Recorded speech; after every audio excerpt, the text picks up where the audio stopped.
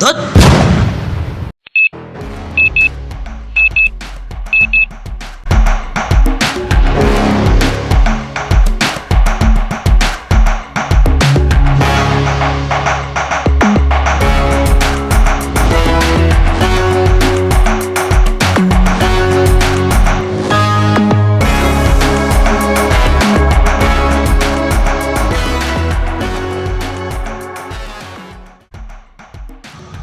ধুৎ।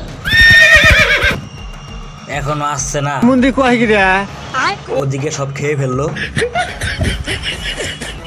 এখনো আসতেছে না। পেটে অনেক ক্ষুধা, ইস কি করি, অনেক ক্ষুধা লাগছে। আয় ভাই আয় আয় আয়, এখন মনে হয় খাবারটা নিয়ে আসবো।